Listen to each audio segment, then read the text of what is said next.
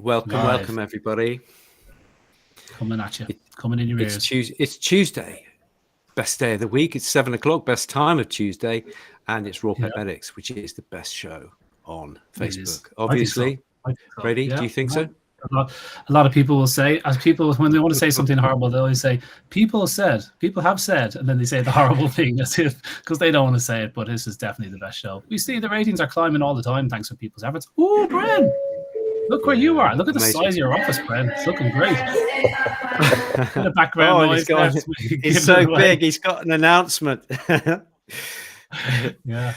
Amazing. Cool, Brendan is doing some amazing things. He's in an airport, but even then, he's organising things.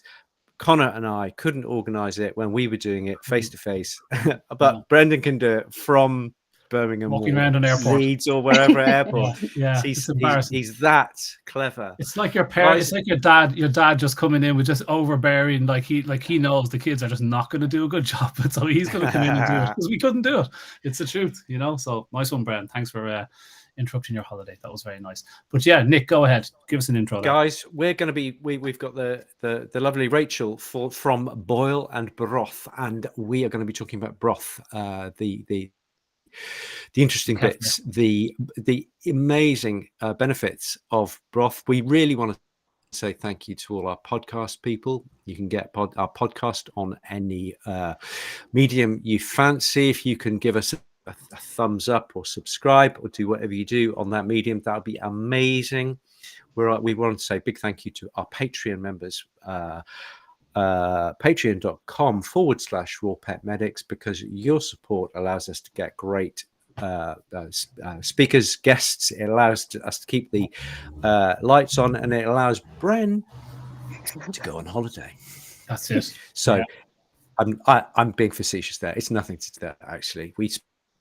We spend things very, very wisely, and it allows us to do our show on the 2nd of December in Manchester, where we're going to have hijinks, and we're going to have lots of lectures in the morning, and then in the afternoon we're going to have some fun. That's it. Those are all going to be good. Joviality. It's all going to be good. I'm looking forward to it. I can't wait. So, Rachel, welcome. Hi. Rachel Boil and Broth, you are very welcome. Thank you. Thanks for having me on, guys. Yeah, it's need great. You here. It's really, need you really here great. for this one. Yeah. Oh, well, have we tackled bone broth yet, Nick? I don't think we have actually done a show on bone broth yet. Not directly. No, it's really exciting. I talk about it all the time. So it comes really up now and again, and kefir as well, which is another one. I mean, this show is going to be split in two with those two topics alone. And you manufacture both of those products, Rachel. Why don't you tell us a little bit about your business, how long you're going, where you are, what you do? Give people a bit of a background before we get into the details. Thanks. Yeah, that's great. Well, I love broth. I've been making it now for 7 years. I don't make it anymore, thank goodness, because it's hard work. But my husband helps out now. We have a small factory in the North Dorset, but I started the business just from one slow cooker, bubbling away the bones for myself, because initially I was 15 stone. I had candida overgrowth. This is a condition that I developed when I was pregnant with my children. I had lots of antibiotics during my time of pregnancy, and as a result it really disrupted my gut bacteria, and it was the same with being pregnant as well, because pregnancy is proven to disrupt the gut bacteria too. So I was really in a mess. I was very overweight, had lots of digestive problems, couldn't get support through the NHS. I spent 3 years on the NHS roundabout, as I call it, going into the doctors, getting a prescription for UTIs, and then a couple of weeks later I was in there for thrush. So it was this roundabout that I went on for 3 years, and it was really, really debilitating. And I think the most frustrating thing for me was I didn't know what was wrong with me. So I eventually gave up on conventional medicine and decided to do a bit of my own research. I have a little bit of a background in health. I did like sort of personal training and nutrition when I was younger. So anyway, it sort of led me down the journey of gut health, and it opened up this whole new world for me. It was like gut gut bacteria and gut lining and inflammation. And anyway, so bone broth is really big in Australia, and that's where I first heard about it, and had a friend over there who was raving about bone broth. So I thought I might as well try it over here, because I couldn't find at the time a really good supplier of bone broth. So I started to make it at home, and I also discovered I could probiotics as well, which was something I hadn't heard of before, so to help rebalance the gut bacteria. But I couldn't afford, we were not in a good financial position at that time with 2 young children, so I decided to start looking for a natural source of probiotics, and then that was what led me down the pathway for kefir water. So I designed my own diet to get rid of candida overgrowth, which is essentially a cleanse, and then cutting out all sugars and introducing new foods into my diet as well. So lots of lovely vegetables, and really focusing on drinking broth every day, having the kefir water every day. Anyway, I managed to cure my condition in 12 weeks, and was completely symptom free. And then I lost 6 stone over 2 years. And I just, which was amazing. So it was really, really cool. And I felt naturally that I needed to go into business with it, because it wasn't just me that was having these problems. There's lots of people around the world having the same problem. So I felt I wanted to get the message out there. So I started to just make the broth for friends and family, and people would knock on the door asking for broth, and they'd come back, and and eventually it just sort of snowballed from there. I set up an online website, shipped my first shipment to London. This is when we were doing the frozen broth, and from one small slow cooker, we're now into a small factory here in Dorset, and have a small team of people. And then we decided, though, I with my husband, it was really a decision that we would notice that there was a lot of commonalities between the pet space and the human space, where people were struggling to find the right information for their dogs, particularly who are having which I believe is a lot of gut health problems. And knowing the power of broth and how it can help humans, I did some research and discovered it was amazing for dogs as well. So I decided to get us a pet food license, so applied to the APHA, which was not easy, because we had to get a co-location license, as they call it, and it took 9 months for the Food Standards Agency to approve it. I even had them coming to my house to come and check up on what I was doing. I was like, look, I'm just seriously only a small person doing this. I just want to sell it to pets. But anyway, from that, it just sort of really grew, and we become more popular in the pet space. And then in the last, probably 2.5 years, Boil and Broth has really been all about the pets. And, I'm really proud to say that our broth is a really good quality broth, and people do get good results from it. And I truly believe it's because we don't add any vegetables in our broth. We only add more bones. And then as a result, you get more protein from it. So, people get a really high quality broth. And the other thing is because we're actually a human broth company that makes it for pets, we don't use category 3 bones, so there's a difference. So a lot of pet companies will use category 3 products, which means they're not for human consumption, but we only buy high quality human grade bones from local farmers in the area. So technically our products are organic, but we just haven't gone through the status of being organic, because a lot of the farmers don't do that, unfortunately. And Rachel, what's in your range? Just give us a little run through of the range that people can get hold of for their dogs. Amazing. So we started off just with beef, lamb and chicken, and now we offer more of the novelty proteins, because one of the things that feedback that we were getting is that certain dogs have allergies, particularly to beef and chicken. So we decided to offer like a full range of other proteins, like goat, venison and pork as well. So these are all now available on our website and in stores. We're stocked in over 400 stores around the UK. You can buy it online. And we've got you can see probably some of the range behind me. We've got the larger, so these are the 120 gram pots. They are perhaps, in comparison to some other broth companies, people might think that these are really expensive, but this rehydrates back to 3 litres. And I think the most important message that I can get across about our products is it's actually pure protein. There's nothing else in it. It's just, and broth has 96% water. So when you dehydrate it, you've literally just got 4% protein left. So so it can seem like, when you're shipping stuff around the place, shipping watery products is a curse, because it's so expensive and it's just water. And so if you can dehydrate the product, what a novel step. I mean, that's amazing. That's going to open up the market for you totally get outside the UK because it's so cool. And now you're going inside these cool little Ziplocs. You sent us a nice little package out of these different bits and Yes, pieces. I And do. so So good. these are so cute. Such a good idea. So we do a 35-gram pot. So these really work well for small dogs because you can get up to 21 servings from this 35-gram pot. It's just because of the rehydration process. So people can buy the pot and then they can come and top up with a little refill pouch. Now, unfortunately, we only do these in the chicken and the beef at the moment, but we do have plans to roll it out to the other flavors. But chicken and beef, believe it or not, are actually our biggest sellers. Yeah, I bet they are. Cool. And do you post out? Rachel, do you post? Yes, people we can do. order So, online. Yeah, it's at like pretty much next day delivery. So if somebody orders it now, they'll get it on Thursday. Is there anybody in Ireland stocking your products yet? Yes, we do.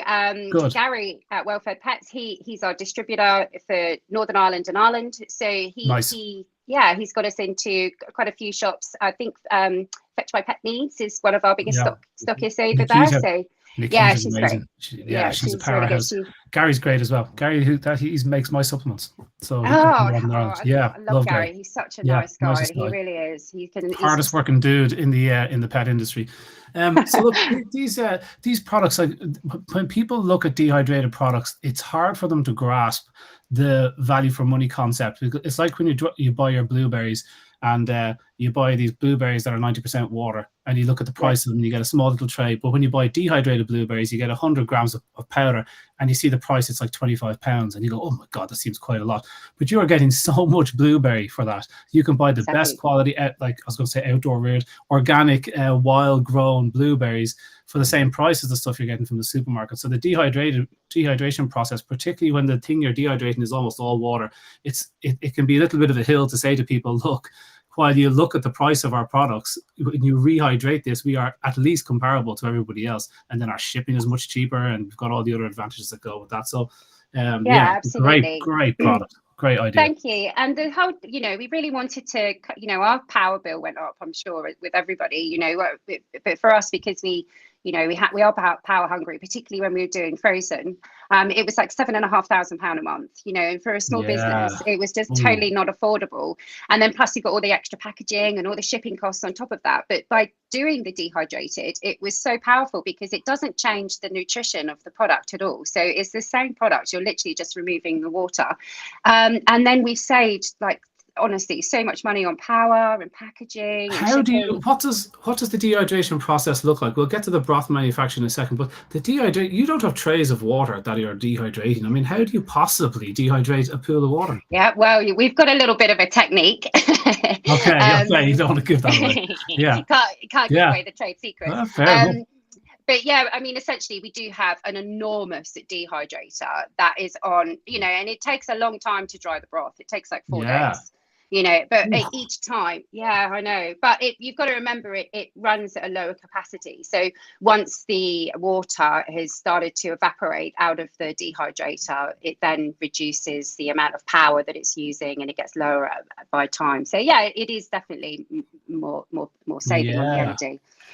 Yeah. So Rachel, with you're at Boil and Broth.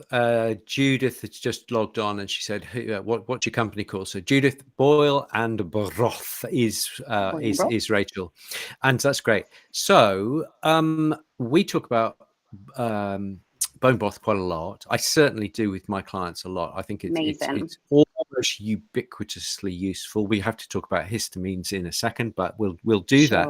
But with where do you use the bone broths? Where I mean, you don't use them directly, but what feedback are you getting from where people are using these type of products? So what you mean, how people are using them in terms of what they're feeding to their dogs? So I mean, they're just amazing. Like people come to us, they leave amazing reviews about the things that are helping their dogs with, so we've had everything from dogs with low blood counts, that they've had the broth over a period of time and then they've seen their bloods come back to normal. We've had dogs that have just totally lost weight and just changed changed their health completely. Underweight dogs as well that have put weight back on again from having the broth. And also just that, you can naturally see, I think, in a dog, and in humans as well, those who are having broth, because they do look naturally healthier. The skin, the coat, the nails, it is just an all-round fantastic product. And I mean, so to use our product, we do recommend that people rehydrate it rather than using it as a topper. I don't believe that you get the same benefits from having it as a topper on the food as a dry topper.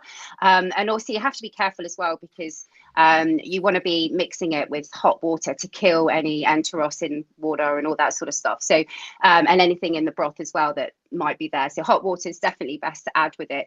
And then also what customers can do with our broth, which we're unique, and I don't believe that there's any other bone broth company out there that can do this with their broth, but you can actually set it back to a collagen state.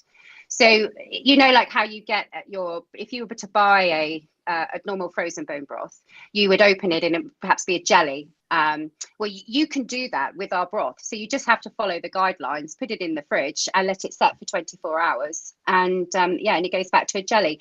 People do have some troubles with it, but often it's because collagen is a natural protein and it is very temperature sensitive as well. So you really do need to make sure your fridge is nice and cold. Yeah, it won't matter if it's jelly or slightly more watery, as long as the nutrients are going in. And it is full. Yeah, it is full of nutrients. Like there's been a number of studies of broth, not as much as there has been of kefir, which is the other half of your business, but of broth there has been a lot of good studies, and they're saying that as well as collagen, like one of the nutrients. I just did a little tiny dig, and there's a number of kind of cool things that leap off the page. I'm just going to call them out, but it's not so much that you're getting a lot of calcium and magnesium and stuff from it. A little bit of magnesium, not a lot of calcium. It's not that you get from the bones. What you do get in that broth is collagen, gelatin, carnosine, which is a really important one. We've talked about that a number of times. Glycine, proline, glutamine, hyaluronic acid, which would be joints, glucosamine, chondroitin, which is joints, proteoglycans. Anyway, I could go on. Amazing. Those little bits and pieces, it's those sort of cool proteins. But if you just pick one of those, and because again, there's not a lot of studies on broth as a whole, but there is a study of the components of broth. So if you look at, say, gelatin or collagen or carnosine, and you look at supplements of those amino acids and proteins, there's lots of studies. And on gelatin alone, like the stuff that you make your jellies with, consuming it most often via collagen can increase bone health, reduce joint pain, and boost joint strength. Studies of rats shows it increases bone density in rats in just 3 months. Gelatin increases the mucilage in your intestinal wall, which is probably where the probiotic effect of it comes from, because that's where the probiotics live. They live in the mucus lining of your intestines. So it plays that role. It can help with GI issues as a result in rats, is what these authors think. It's because of the mucilage. And then gelatin also contains glutamic acid, which is another amino acid that helps protect the intestinal wall from damage and possibly prevent leaky gut. Finally, gelatin contains glycine, which in human trials helps manage blood sugar levels in those with type 2 diabetes and reduces inflammation. That's just one of those proteins that I mentioned. There's like 6 or 8, and you could do that in carnosine, you could do it on the rest. So there isn't a whole lot of studies of broth as a because companies just aren't doing those studies. They're doing the studies on the individual components. They'll go, oh, I wonder what carnosine does, and then they'll sell you the supplement carnosine, when actually you can get the whole shebang in one goo.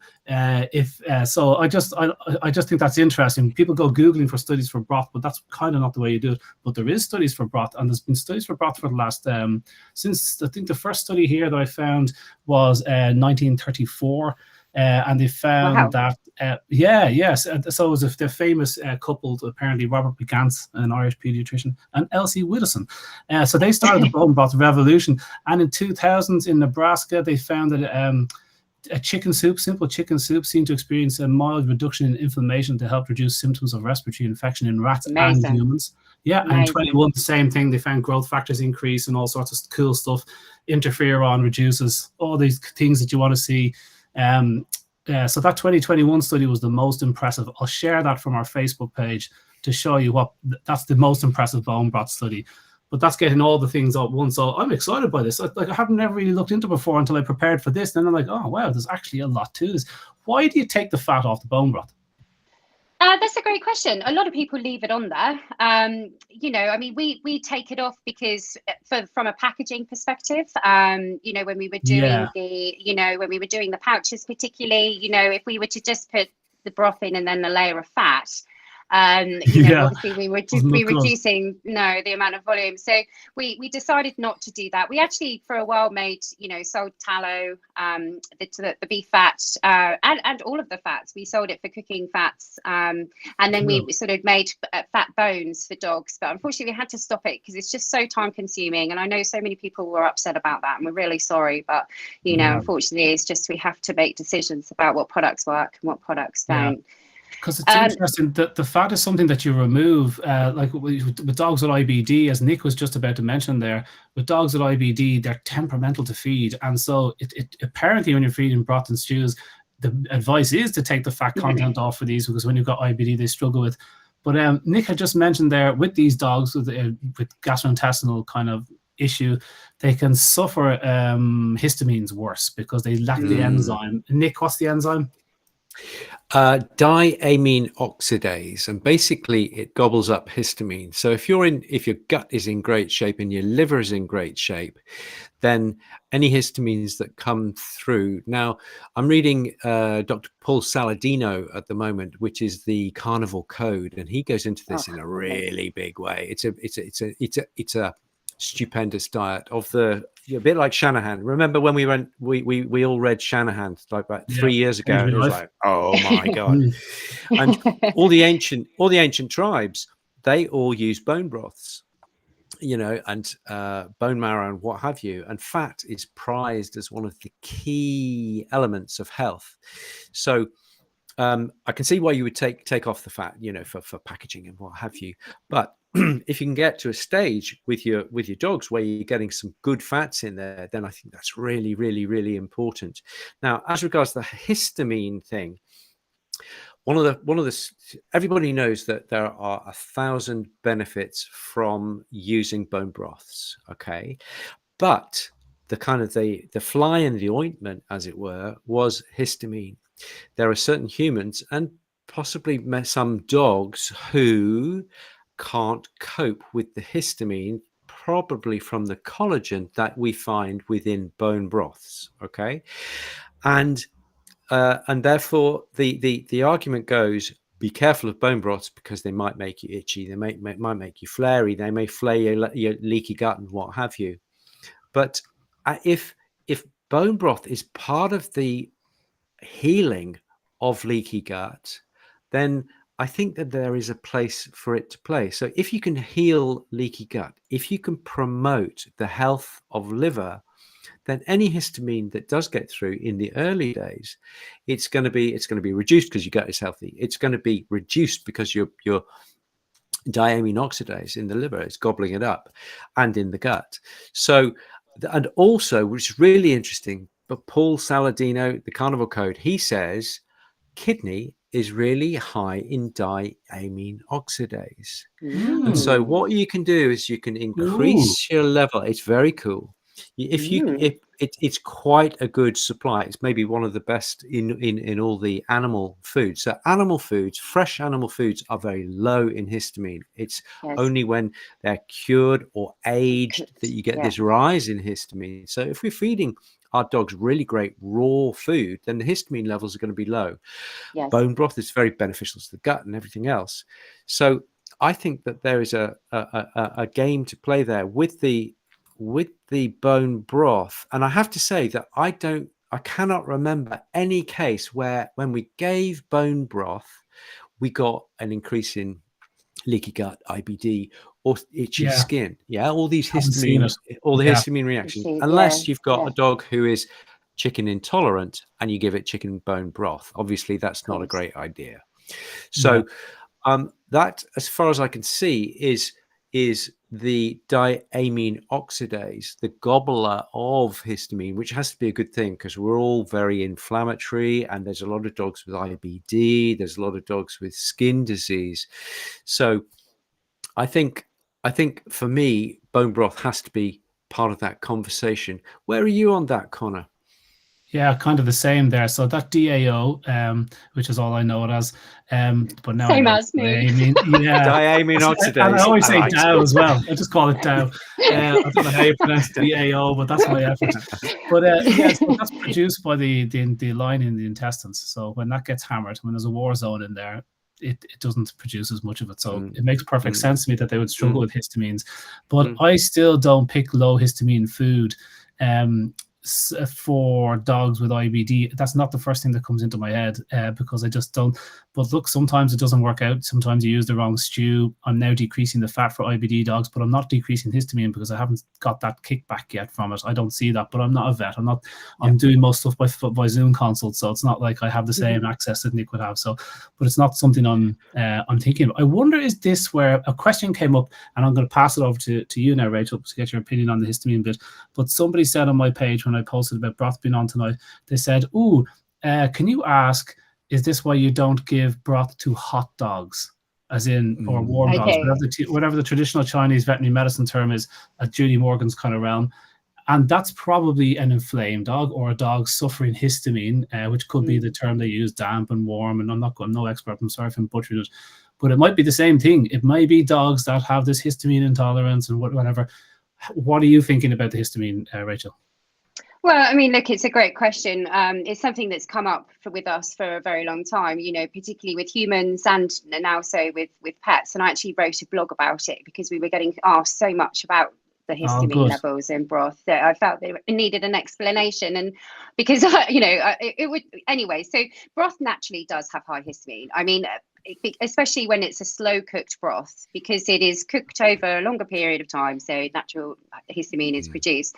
We pressure cook our bones, so actually our broth is lower in histamine in comparison to other broths that are slow cooked, but because the histamine intolerance is a gut health issue, I always recommend that people should have broth, but have a very small dose of it and introduce it into the diet. So, for dogs particularly, we recommend about 10 mils a day just to have it. If they don't need much, but it's enough to get that protein into them, those really important proteins that could perhaps get to work in the gut and actually not have too much of an effect on the histamine levels at all. And quite rightly, as you said there, if they're following a raw diet, then their food naturally is going to be lower in histamine anyway. So introducing that sort of next step with the broth is a really, really good idea. So you're saying that you start low, and then as gut and possibly liver health improve, you can build up. Because if you think of it, all the traditions all around the world, bone broth is key. If you think of the Jewish mother, if you get sick, she'll give you chicken broth, chicken soup for the soul. It's a very ancient way of healing people, and I think in days of old, everybody's gut was in better health because they didn't eat loads of crap, and their liver was in better health because it didn't eat loads of crap and medicines and what have you. And so maybe in days of old, the gut could tolerate it. But if we just go in gently to start with appropriate protein for the sensitivities of that dog, we can just come in under the radar. I think that's a great way to think about it. So thank you for that. Absolutely. That's great. No worries. I mean, look, I think it's just about using a bit of common sense, isn't it, really? Because it is a gut health condition, and you can supplement DOA. I'm not going to say it. But anyway, so you can supplement that. I don't know, can you get a supplement for dogs? Because I know you can use a human one, but I prefer to go with just chuck a bit more kidney in. If you don't like kidney, or and this is kind of from a human perspective, but if your dog doesn't like kidney because it is pretty strong, or you can't get hold of it, or you just can't bring yourself to kind of just wrestle with these slightly rubbery reddish things, there are people like Hunter and Gather, and there's probably others who do desiccated. They do desiccated Icelandic, and I'm not selling them, so you can get them where you like. They do desiccated Icelandic lamb's liver, And I'm actually taking that at the moment. So I may be having a positive effect on my histamine because it increases the DOA, gobbles up the histamine. And so we're moving in the right direction. So that's pretty exciting. I didn't even realize that. So exciting stuff, I think, guys. I have another hot topic here, and I'm aware that we're already 2/3 of the way through the show and we haven't talked about kefir yet. And actually, when it comes to evidence and like amazing effects, kefir has a much longer list because it's been more intensely studied. But last thing, another thing that you see when you're talking about broth is that you can see it's higher in phosphorus. And I saw one of the questions that came up was this phosphorus thing, which myself and Nick have battled off a few times, but I bet has the phosphorus thing come up? And my dog's many times. Disease. Can he have phosphorus? It's like, well, he bloody needs phosphorus. If he doesn't have any, he's in big trouble. Does that come up often? I bet it does. Yeah, all the time. We're often, pretty much every day we're asked whether people can give the dog broth or cat broth if they've got CKD, chronic kidney disease. Again, I have to be careful. And this was actually something I wanted to throw open to you guys because I wrote a blog about it, but I was very careful in what went into it, to just make sure you speak to veterinary health consultants before you give anything to your dog or change anything in their diet. But yeah, I really wanted to throw this open to you because actually broth naturally contains phosphorus in it because it's in the bones and you can't get away from that. I mean, we do use, high quality bones, and I do think if the quality of bones is poorer, then you're probably going to get more phosphorus in there or other things happening. So yeah, what do you think about this, guys? I'd love to know so I can. Nick, do you want to go with that? Okay, yeah. I'll just jump in. So we've been looking at this quite intensively over the last few years because the story that you get from Hills and Royal Canin and Purina is that if you have a higher blood phosphorus because of your diet and because of your kidney disease, that is correlated with a reduced longevity with kidney disease. Okay, that's what they're teaching in vet schools. However, we've come out with some papers. Initially, Pete Coleshaw said, well, actually, there's some papers in cats whereby if you give real food, you don't get the blood phosphorus peak. Yeah, the body recognizes the real phosphorus and you don't get this. Whereas if you use the calcium, the artificial phosphorus salts, you do get this. And guess what they put into the kibbles of this world? They use artificial salts, and so you get this whee or with the phosphorus, but with the natural phosphorus you don't see that, and therefore you're keeping the phosphorus low, and that is, even from their research, is correlated with better longevity. So I used to be very careful about phosphorus, and I go for low phosphorus meats, turkey and tripe and what have you. But with Karen and Newton, for example, he was eating high phosphorus foods for a very extended period, and he never had a problem with phosphorus. And I've had that with many, many, many cases, because when you have kidney disease, you're blood testing regularly. And I can't remember the last time we had an increased phosphorus, even on a regular phosphorus diet. So I wouldn't have problem giving bone broth to a kidney dog, okay, because all the benefits are much, much, much enhanced. So that would be my thoughts. Thank you, Nick. No, pleasure. It's there. Really it's in the literature. And that's actually, sorry, Connor, to jump in quickly, but that is absolutely, what I believe as well, because there are so many health benefits in bone broth. Again, doing the approach of just giving it smallly, 10 mils a day. Don't be silly with it. Just build up over time. Allow the cat to heal over time and monitor. I think that's the greatest way to do it. What do you think, Connor? Yeah. I'll be the same as Nick. That's a fact. What he's saying. There's 2 or 3 studies there, 2 of them in cats. And, phosphates were causing the trouble in cats, and natural phosphorus didn't cause any damage at all. And they're like, isn't the phosphorus isn't causing any harm here? And so that was in cats with replicated kidney disease. So, I think it's where it would take a good bit of convincing now to convince me of any other way. Now, phosphorus is one of the ones you need the most of. It's in absolutely everything. It's critical to life. The paper to look at, guys, is Dobenecker. I think it's 2021. But if you just Google Dobenecker, how do you spell it? I can't remember, but it's pretty much Dobenecker or something like that. Karen's Dobenecker. Yeah. Maybe she's put it there. The studies are in that. The studies are in that kidney disease article I wrote on inorganic phosphorus. So okay, so Dobenecker 2021, and he's got it. He's got it there in black and white. Yeah. And that's I think that's really, really important. And when you step back and think of it, it makes complete sense. You feed the real deal. The body, which has been dealing with it for millions of years, recognizes it and doesn't get too excited. Yeah, totally. You feel you feed an artificial product, and it's always like this. Yeah, absolutely. It's always the problem. It comes from a conical flask. It's always the problem. Look, there's somebody asked a question there earlier on, like, what about bone broth or eating bones? Look, the nutrients in bone broth come from eating bones. So yes, eating bones, you're going to get a lot of the benefits you're getting from bone broth. But bone broth is given to a lot of dry-fed dogs, given to a lot of cats not eating bones, gut sick dogs that don't have the process inability to digest meaty bones. There's a myriad of places to put it. And good quality healthy bones may be better than intensively reared. If you were feeding a lot of intensively reared chicken and cattle from CAFOs, I'd be saying they'd be my least favorite bones, because the last thing we moved to kefir, then there was a little study there that showed some broth can be higher in lead depending on where you get your stuff, and so the heavy metals because the bones are a sink. So that's an issue too. So if my animals were being reared indoors intensively on crappy grain, I'd be thinking, it's something to think about, that maybe good quality bone broth is really important. So there's just so many places for it, Do you want to have a quick chat about kefir here, because we do a thing afterwards? We do a thing called Bit in the Side. I'm not sure if we can do it if Bren's not here, Nick.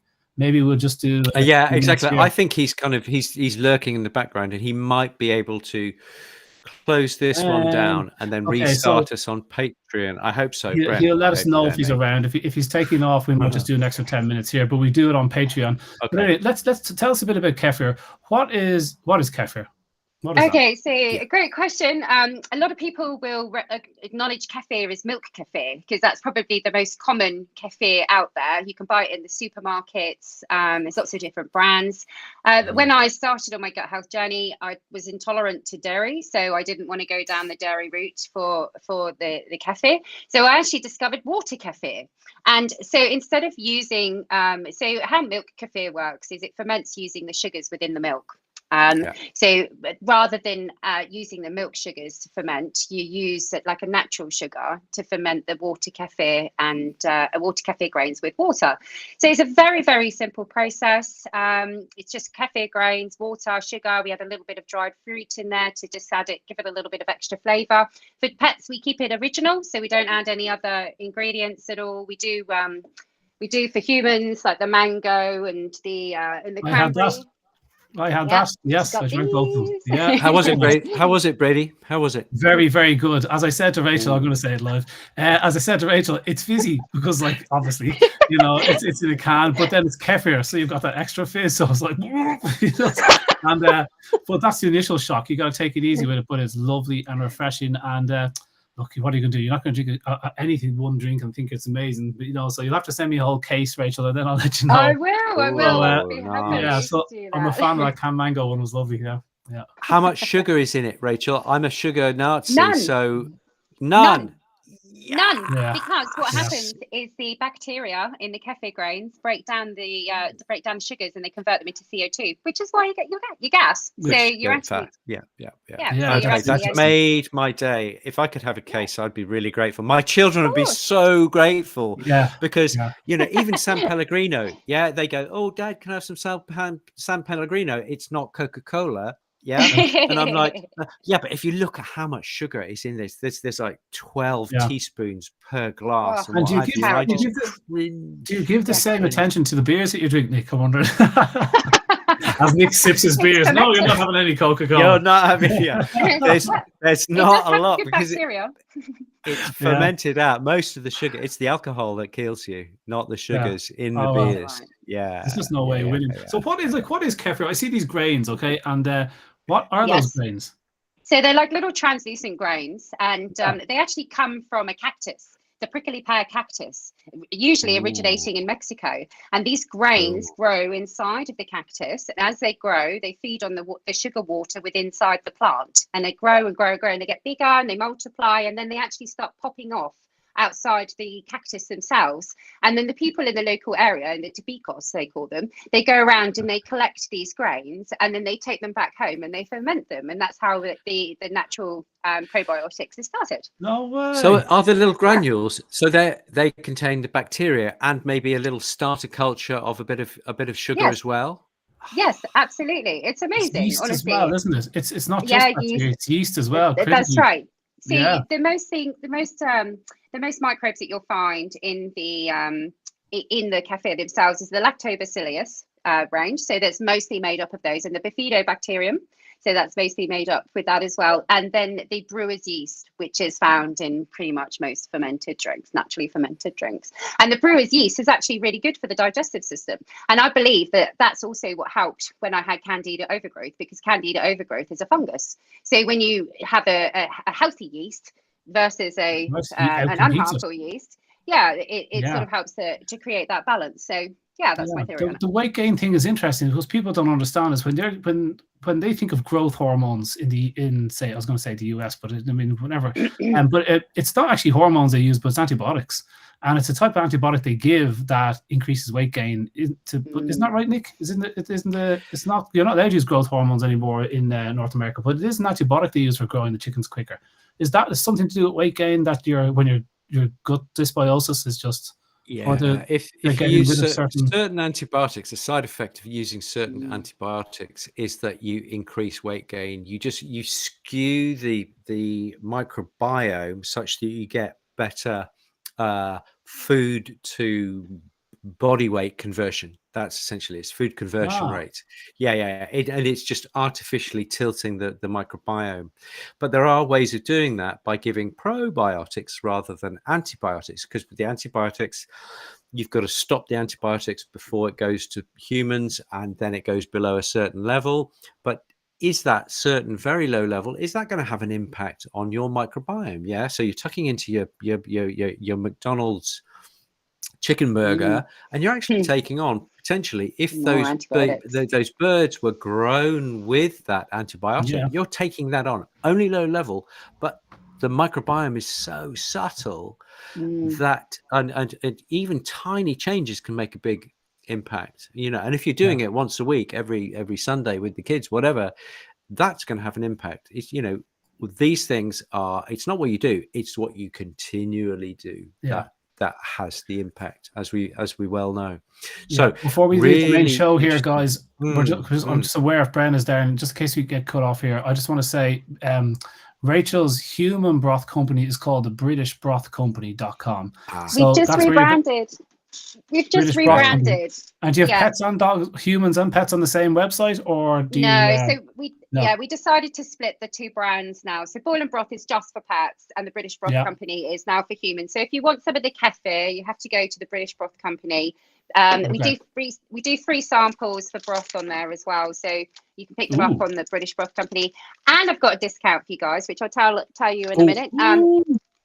On Boil and Broth, customers are entitled to get a free sample of bone broth as well. They just go and pop a sample into their cart, and it comes off automatically.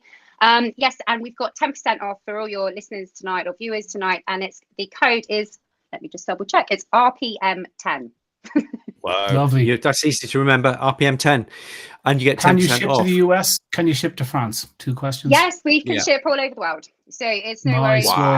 We offer free shipping for international over £80. So if customers come and buy 2 pots, then yes, they can have it for free. Then we also are offering subscriptions as well on the Human Broth site at the moment, and we have it only on the refill pouches. So these are the 120 gram refill pouches. So the idea is to get people to cut down on their waste and to buy a pot and then top up with the refill pouch. That's what the plan is. Is this the human broth or the doggy broth?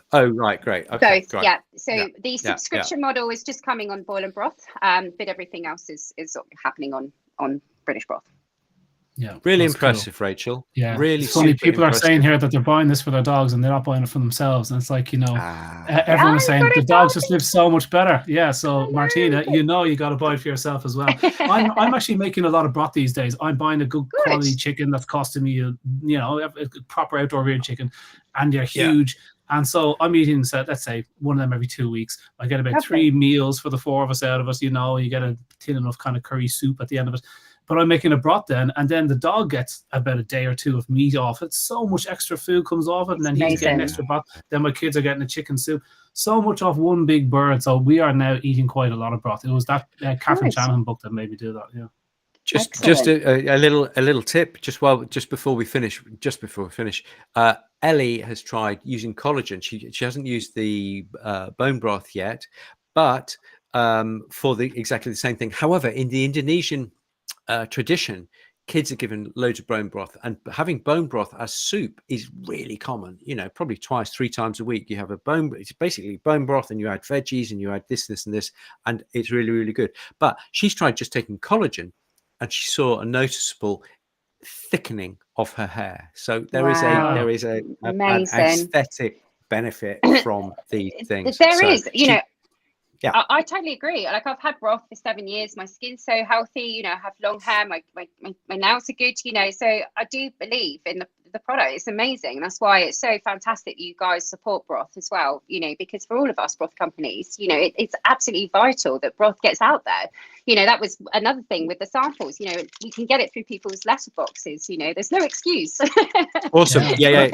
Get it for the dog. Get it for you. Get it for the family. Get it so that you've got long lustrous hair like Connor. He uses a lot of I'm drinking it. I can't drink anymore. And guys, I'm just gonna say with Connor, just to say, Rachel, this has been really fantastic, really, really enjoyable. Thank you so much. Please, would you stay with us for another 10 minutes? What we do is we treat our Patreon people to a little bit extra. Maybe we can do a little bit more on kefir, because I think there's a lot to be said on kefir. Let's jump into that. Before we do that, Karen has reminded me that the tickets, there are still a few tickets left to our event, 2nd of December in Manchester. You can pretend that it's education, but it's going to be an absolute blast. We're going to have a real knees up, and she's put the link just there. If you just have a look, she put it in at 1947. Excellent. And I will be there too. So I'm excited. I'm really excited to come. And with my husband, of course. So my lovely husband who's going to be coming and helping. So yeah, it's really amazing. Cool. I'm so excited to meet you guys in person, and obviously all of your people that watch this and are into broth too. So cool. It's going to be a bit of fun. Cool. That's great. That's absolutely amazing. Can you turn us off and turn us on again? No, I can't. Bren's got all the controls. Everybody